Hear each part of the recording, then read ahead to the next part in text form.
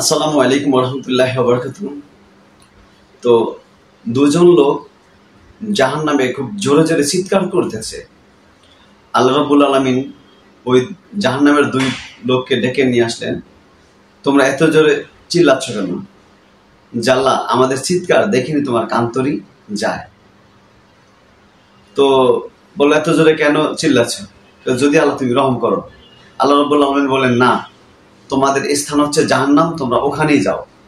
বলার সাথে সাথে একজন জাহান্নামী খুব দ্রুত গতিতে দৌড় দিয়া জাহান্নামের মধ্যে লাফ দিয়া পড়লো। আল্লাহ রাব্বুল আলামিন বললেন, হে আগুন, তুমি তার জন্য শান্তিময় হয়ে যাও। আগুন তার জন্য আরামদায়ক হয়ে গেল। এবং আরেকজনে খুব আস্তে আস্তে যাইতেছে, আর আল্লাহ রাব্বুল আলামিনের কুদরতের পায়ের দিকে তাকাচ্ছে।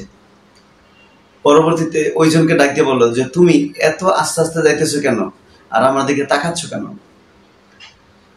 ওই জাহান্নামী ওই লোকটা বলল যে, আল্লাহ তোমার নাম তো রহমান রাহিম, তোমার রহমতের দিকে তাকাচ্ছি, তোমার কুদরতি পায়ের দিকে তাকাচ্ছি, আল্লাহ তুমি না রহম করে মাফ করে দাও।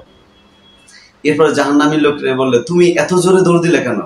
যে আল্লাহ পৃথিবীতে যতদিন বেঁচে ছিলাম, আল্লাহ তোমার কোনো হুকুম হাকাম মানে নাই, আল্লাহ এখন তোমার এই হুকুমটা আমি মানতে যাচ্ছি, এই জন্য আমি আমার সমস্ত শক্তি দেয়া জোরে দৌড় দেয়া জাহান্নামের মধ্যে লাফ দিছি। আল্লাহ রাব্বুল আলামিন মহান দয়া সাগর, মহান দয়ালু। আল্লাহ রাব্বুল আলামিন বলেন, যাও তোমাদের দুজনকে আমি মাফ করে দিলাম। সুবহানাল্লাহ। আসলে আল্লাহ রাব্বুল আলামিন খুব দয়া সাগর, যাকে ইচ্ছা তাকে মাফ করেন, যাকে ইচ্ছা তাকে যখন তখন মাফ করেন।